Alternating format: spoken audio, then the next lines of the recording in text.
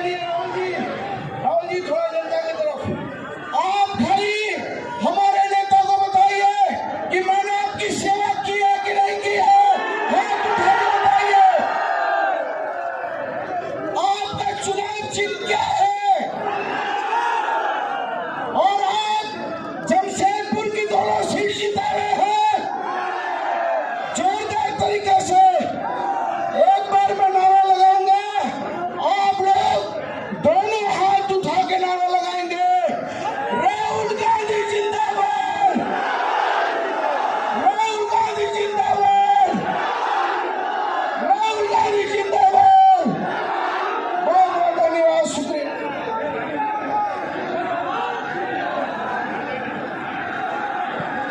हम सभी आज के कार्यक्रम में अपने प्रिय नेता को आमंत्रित करते हुए आग्रह करते हैं कि हम सभी जिनका काफी समय से इंतजार कर रहे हैं, हमारे आदरणीय राहुल गांधी जी मंच पर आमंत्रित करते हुए नारा लगाते हुए नारा लगाएंगे, राहुल गांधी जिंदाबाद, राहुल गांधी जिंदाबाद।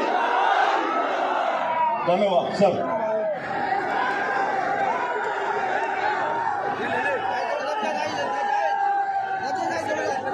केसी वेणुगोपाल जी, गुलाम अहमद मीर जी, केशव महातो जी, प्रदीप बालमूचू जी, सुप्रिया भट्टाचार्य जी, आनंद दुबे जी, सुभाष यादव जी, अंबुज ठाकुर जी, विनीता मिश्रा जी, हमारे कैंडिडेट्स अजय कुमार जी और बाना गुप्ता जी, स्टेज पे इंडिया गठबंधन के सीनियर नेता, कांग्रेस पार्टी और इंडिया गठबंधन की बाकी पार्टियों के कार्यकर्ता, भाई और बहनों, प्रेस के हमारे मित्रों, आप सबका यहाँ बहुत बहुत स्वागत, नमस्कार, जोहार।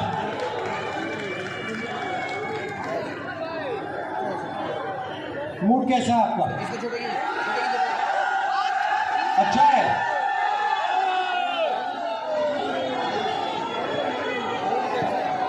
ये जो लड़ाई चल रही है झारखंड के चुनाव में, इससे पहले लोकसभा चुनाव में हर प्रदेश में लड़ाई विचारधारा की है।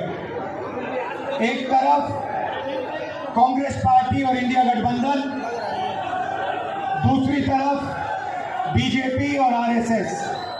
एक तरफ मोहब्बत, एकता, भाईचारा, इज्जत, दूसरी तरफ नफरत, हिंसा, क्रोध, अहंकार। ये लड़ाई है। हम कहते हैं कि संविधान को बचाना है, संविधान हिंदुस्तान का है, संविधान जनता की रक्षा करता है, गरीबों की रक्षा करता है।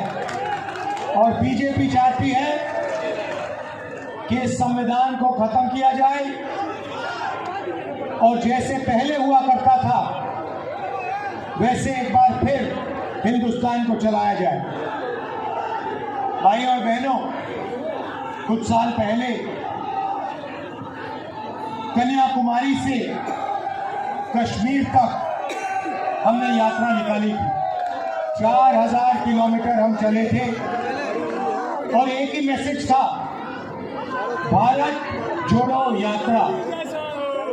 4000 किलोमीटर धूप में, बारिश में, आंधी में, तूफान में, बर्फ में हम चले। हमारा मैसेज था, हिंदुस्तान को जोड़ना है, भारत को जोड़ना है, सबको एक साथ लेकर आगे चलना है। और हमने नारा दिया था, नफरत के बाजार में हम मोहब्बत की दुकान खोलेंगे। और यही हम आपको कहने आए हैं। नरेंद्र मोदी जी और बीजेपी के लोग, आरएसएस के लोग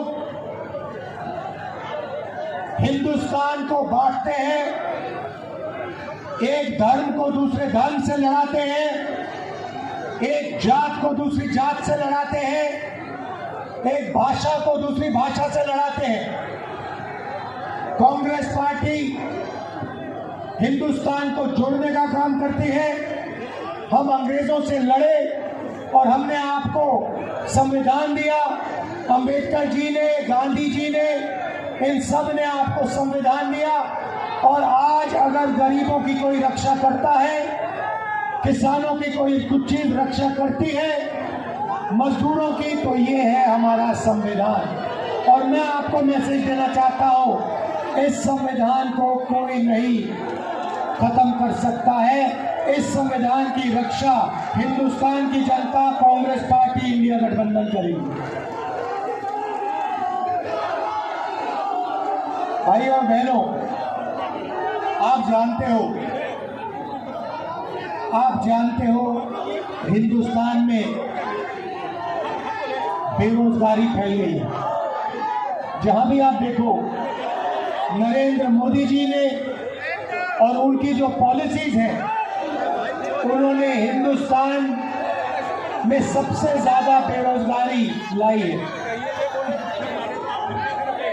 जीएसटी ये पॉलिसीज नहीं है, ये गरीबों को मारने के, किसानों को मारने के, मजदूरों को मारने के हथियार हैं। भाई और बहनों, जितना पैसा हिंदुस्तान का, भैया ये जो सरदार जी हैं, ये जो आपने नहीं खड़ो, ये जो आपने शर्ट खरीदी है, कितने की खरीदी? 500 रुपए की खरीदी। आपने इसमें कितना परसेंट जीएसटी दिया? कितना परसेंट जीएसटी लगता है इस टी शर्ट पे? 18%। अगर गौतम अदानी यही शर्ट खरीदता, 500 रुपए की शर्ट खरीदता, तो जितना हमारे मित्र ने जीएसटी में पैसा भरा है, उतना ही अदानी जी देगा। इनकी आमदनी कितनी है और अदानी की कितनी है, आप जानते हो। भाई और बहनों, जीएसटी, नोटबंदी गरीबों को, किसानों को, मजदूरों को मारने के हथियार हैं। ये चाहते हैं कि गरीबों के जेब से पैसा निकले, किसानों के, मजदूरों के जेब से पैसा निकले, छोटे व्यापारियों की जेब से निकले और अरबपतियों के जेब में जाए। मैं आपसे पूछना चाहता हूं, नरेंद्र मोदी जी ने आपका कितना कर्जा माफ किया है? आपके बच्चों का जब वो लोन लेते हैं, यूनिवर्सिटी का लोन लेते हैं, कितने रुपए माफ किया नरेंद्र मोदी ने? जब आप कर्ज में जाते हो, नरेंद्र मोदी जी ने कितना आपका कर्ज माफ किया है? 1 रुपया नहीं। भाई और बहनों, नरेंद्र मोदी ने अदानी और अंबानी जैसे 25 लोगों का 16 लाख करोड़ रुपया कर्जा माफ किया है। उनके लिए जो भी वो चाहते हैं प्रधानमंत्री करने को तैयार है। मगर आप कर्जा माफी मांगो, रोजगार मांगो, आपको नरेंद्र मोदी जी, बीजेपी के लोग कुछ नहीं देते हैं। इसीलिए कांग्रेस पार्टी ने, इंडिया गठबंधन ने झारखंड में निर्णय लिया है, जितना पैसा ये लोग अरबपतियों को देते हैं, उतना पैसा हम आपके बैंक अकाउंट में डालेंगे।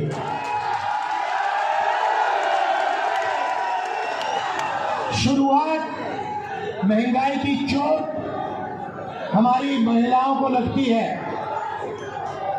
पेट्रोल महंगा होता है, डीजल महंगा होता है, सब्जी अनाज महंगा होता है। सबसे ज्यादा दर्द, सबसे ज्यादा दुख हमारी महिलाओं को होता है। वो इस देश की रीढ़ की हड्डी है, वो इस देश के भविष्य की देखभाल करती है। इसीलिए हमने सबसे बड़ा स्कीम झारखंड की महिलाओं के लिए बनाया है। भाइयों और बहनों, यहाँ पे जो महिलाएं आई हैं, हजारों महिलाएं आई हैं, मैं आपको कहना चाहता हूं, झारखंड की महिलाओं को चुनाव जीतने के एकदम बाद इंडिया गठबंधन हर महिला को 2,500 रुपए बैंक अकाउंट में हर महीने डाल के देगा। जनवरी, फरवरी, मार्च, अप्रैल, मई, जून, जुलाई, अगस्त, सितंबर, पहली तारीख को आपके बैंक अकाउंट में खटाखट 2,500 रुपए सीधा अंदर जाएगा और आपको मिलेगा। आपको राशन 7 किलो हर व्यक्ति को हर महीने राशन मिलेगा और गैस सिलेंडर 450 रुपए का होगा।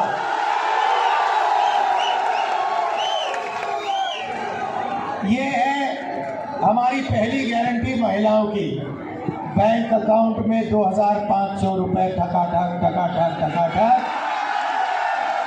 गैस सिलेंडर 450 रुपए का और 60 किलो राशन हर व्यक्ति को हर महीने।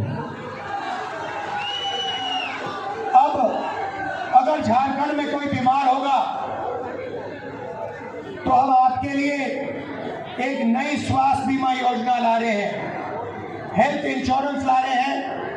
आपको कोई भी ऑपरेशन करवाना हो, कैंसर का इलाज करवाना हो, स्टेंट लगवानी हो, दिल का वाल्व बदलना हो, जो महंगे ऑपरेशन होते हैं, सरकार आने के एकदम बाद गरीब से गरीब व्यक्ति अस्पताल में जाएंगे और उनको फ्री में 15 लाख रुपए तक का इलाज झारखंड की सरकार देगी।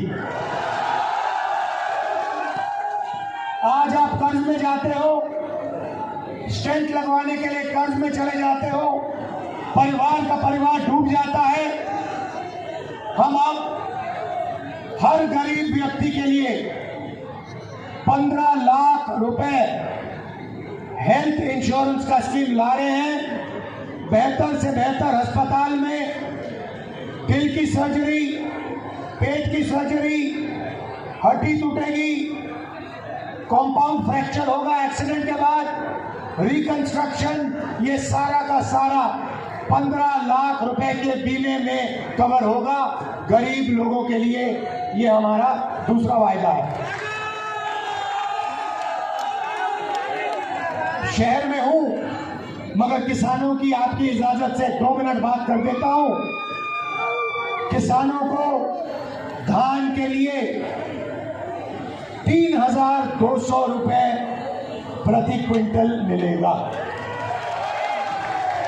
हम चाहते हैं कि गरीबों के बैंक अकाउंट में कैश इंजेक्शन हो, पैसा डालना चाहते हैं, क्योंकि हम जानते हैं जब हम गरीबों के बैंक अकाउंट में पैसा डालते हैं तो अर्थव्यवस्था चालू हो जाती है। आप लोग इस पैसे से चीजें खरीदते हो, मार्केट में जाके खरीदते हो, शर्ट, पैंट, जूते, सेलफोन खरीदोगे, डिमांड बढ़ेगा, प्रोडक्शन शुरू होगा, फैक्ट्रियां चालू होंगी और एक साइकिल शुरू हो जाएगी। आपके बैंक अकाउंट में पैसा जाएगा, आप खर्च करोगे, माल खरीदोगे, फैक्ट्रियां चालू हो जाएंगी, फैक्ट्री में आपके बच्चों को रोजगार मिलेगा। ये आइडिया है।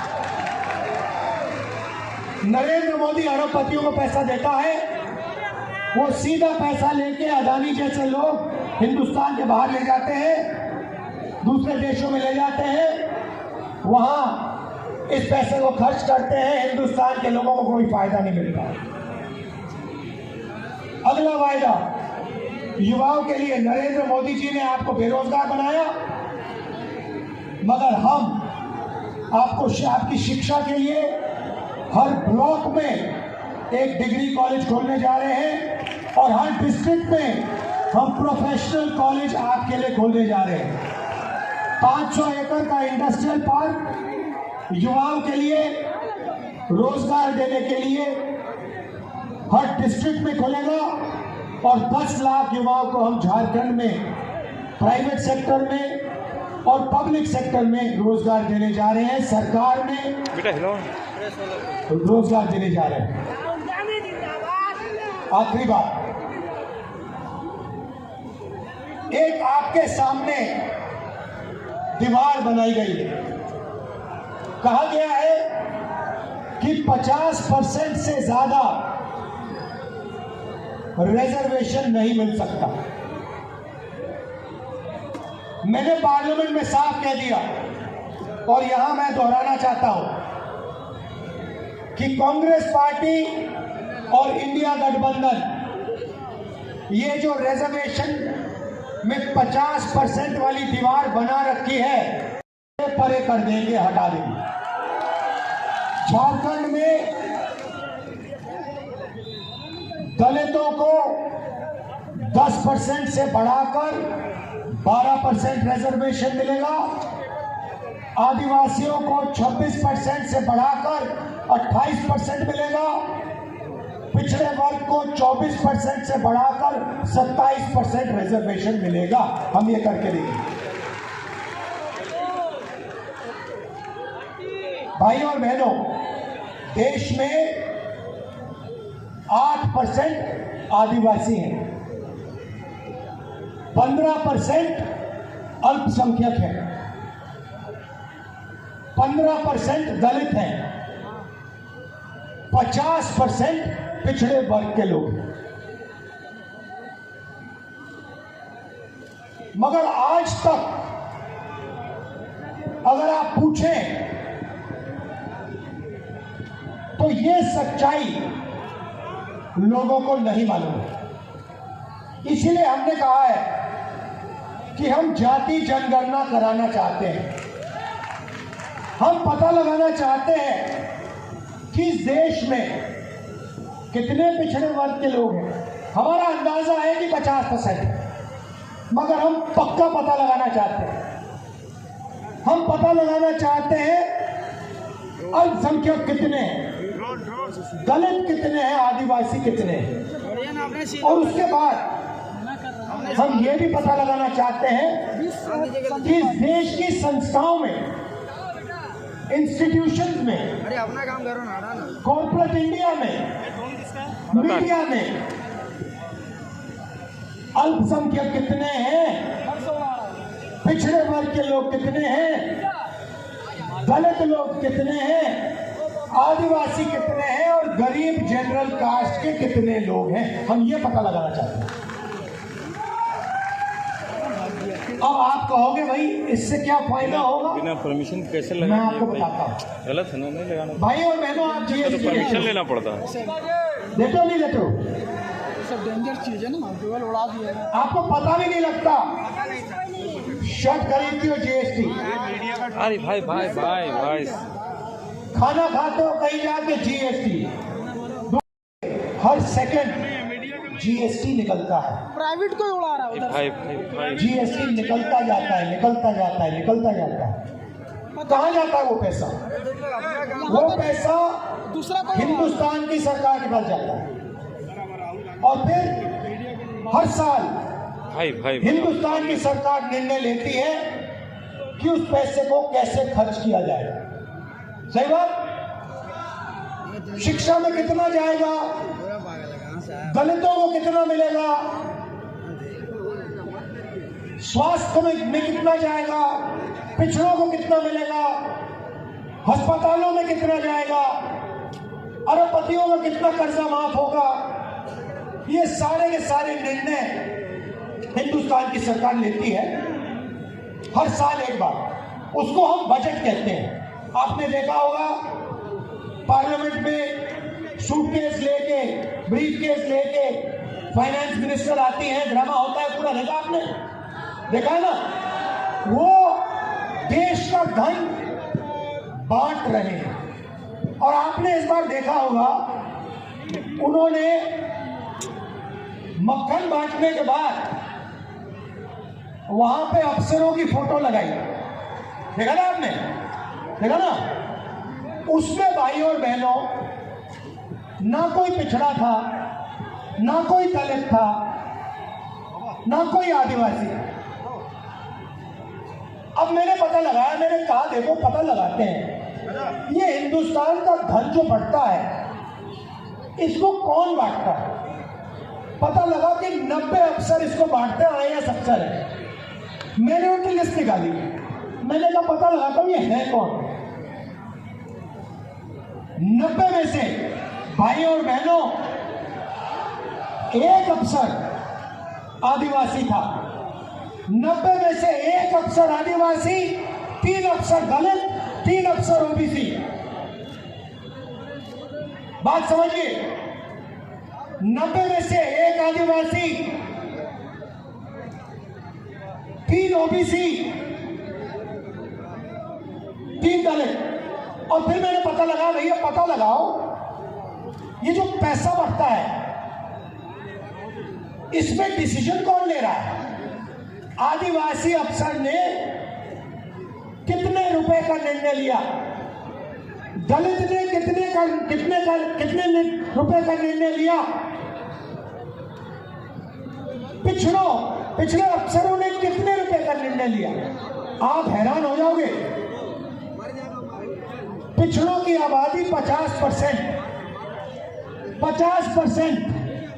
मतलब अगर आपको हिंदुस्तान में 10 लोगों की भीड़ मिले उसमें 5 आप पिछड़े हैं,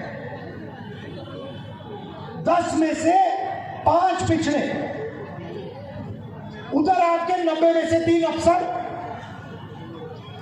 और अगर हिंदुस्तान की सरकार 100 रुपए बांटती है तो 5 रुपए का निर्णय पिछड़े वर्ग के अफसर लेते हैं।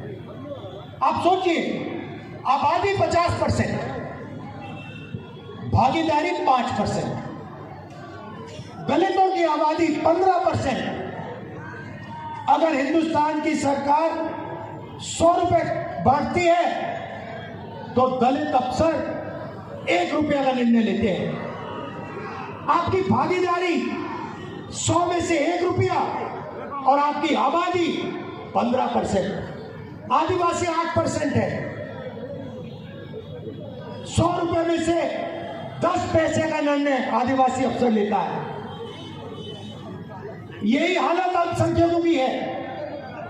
मतलब अगर आप 90% हिंदुस्तान को एक तरफ कर दो, इनकी इस देश में कोई भागीदारी नहीं है। आप मुझे बताओ ना, आप टीवी देखते हो नहीं देखते हो? देखते हो ना, आपको उसमें एंकर दिखते हैं, एंकर दिखते हैं ना, जो दिखते हैं ना, जो पत्रकार होते हैं। आपने कभी आदिवासी पत्रकार देखा है? आपने कभी पिछड़ा पत्रकार देखा है? दलित पत्रकार देखा है? अल्पसंख्यक पत्रकार देखा है? ना। 5% के बीच में बातचीत चल रही है। मगर आपको टीवी पे कभी किसान दिखा, मजदूर दिखा, छोटा व्यापारी दिखा? ना। अंबानी की शादी दिखी? नाच गाना दिखा अंबानी की शादी में? तो ना मीडिया में हो, ना सरकार में हो। प्राइवेट अस्पतालों की लिस्ट निकाल दो, उनके मालिकों की लिस्ट निकालो, मुझे बता दो। ये जो है सारे बड़े बड़े प्राइवेट अस्पताल, इनका मालिक एक ओबीसी, एक दलित, एक आदिवासी, एक अल्पसंख्यक, मुझे दिखा दो, मान जाऊंगा मैं। Private university, private college, private अस्पताल, हिंदुस्तान की 500 सबसे बड़ी कंपनियां, उसमें मुझे 90% से एक बंदा दिखा दो, मैं मान जाऊंगा। ये मैं आपको बताने आया हूं। इस देश में आपकी भागीदारी है ही नहीं। आप सिर्फ जीएसटी लेते हो, आप सिर्फ मजदूरी करते हो।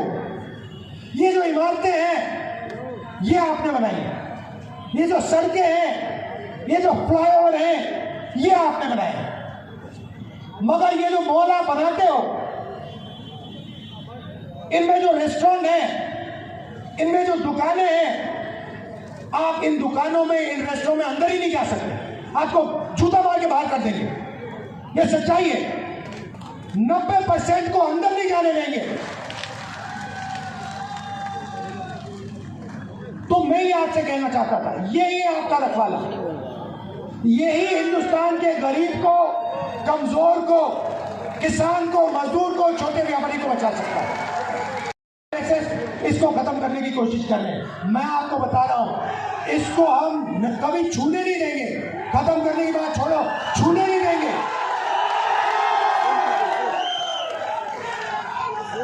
तो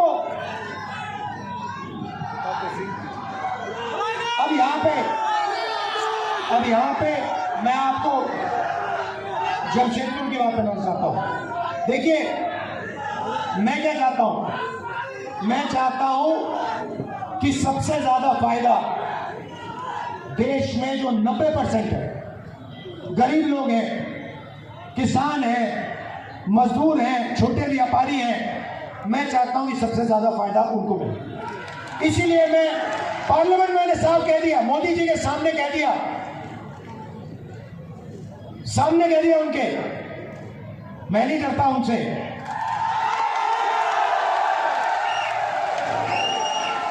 आजकल मैं नहीं डरता, बात समझ लो, मैं नहीं डरता उनसे।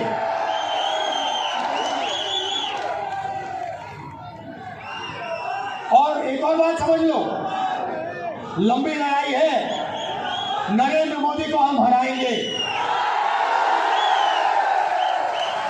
देख लेना, लिख के ले लो, नरेंद्र मोदी को हम हराएंगे।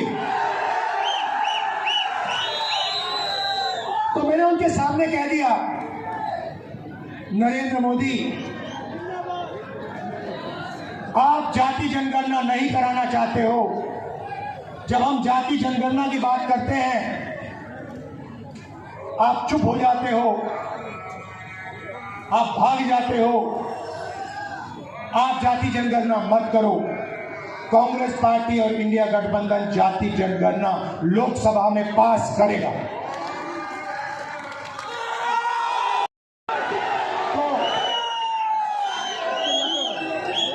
नहीं भाई, सामने तो मैंने वहां सामने कहा कि देखिए नरेंद्र मोदी जी, ठीक है ना, आप जाति जनगणना नहीं करोगे, मैं जानता हूं, क्योंकि आप अरबपतियों के हो, अदानी के हो, अंबानी के हो। मगर कांग्रेस पार्टी, इंडिया गठबंधन जाति जनगणना को इसी लोकसभा में यही पास करके दिखाएगी। ये हमारा वायदा है। 50% वाली दीवार को हम तोड़ेंगे, रिजर्वेशन को 50% से ज्यादा ले जाएंगे और जाति जनगणना हम करके देखेंगे।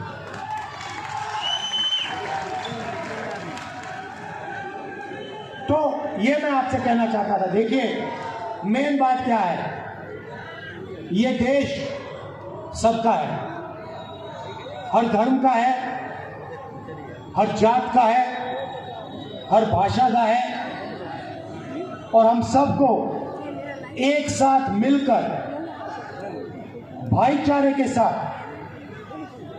मोहब्बत के साथ इस देश को आगे ले जाना है। यही बात है। देखिए, जब नफरत फैलती है, हिंसा फैलती है, डर फैलता है, तो बेरोजगारी फैलती है, अर्थव्यवस्था ठप होती है। हम चाहते हैं कि नफरत के बाजार में मोहब्बत की दुकान खुले, और हम लगे रहेंगे 24 घंटा लगे रहेंगे हिंदुस्तान में नफरत को मिटाने के लिए। और आप जानते हो कि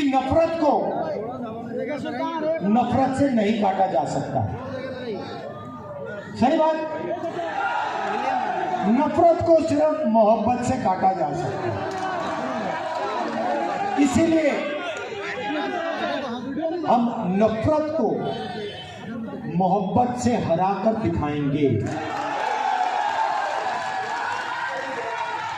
ये लड़ाई है। एक तरफ नफरत से भरे हुए लोग हैं, डरे हुए लोग हैं, आरएसएस के लोग, बीजेपी के लोग, इनके आपने चेहरे देखे होंगे, मुस्कुराते नहीं है ये लोग। कांग्रेस का नेता होता है, मुस्कुराता है, कैसे हो भाई, कैसे हो, ठीक हो, क्या हो रहा है। बीजेपी के नेता ऐसे दिखते हैं।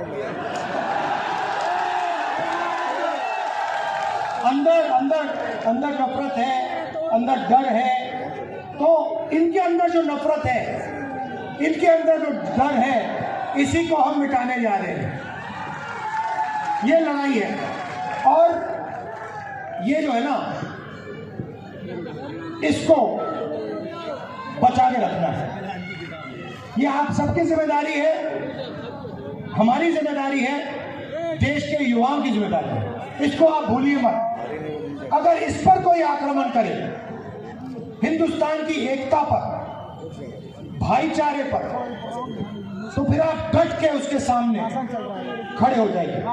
हम आपके साथ हैं, हम भी खड़े हैं। एक साथ मिलकर संविधान को बचाना है और इसकी रक्षा करनी है। मेरे लिए कोई भी काम हो, हमारी यहां जब सरकार बनेगी, मेरे दरवाजे आपके लिए खुले हैं, यहां और दिल्ली में लोकसभा में। आप सबका दिल से बहुत बहुत धन्यवाद। नमस्कार, जय हिंद।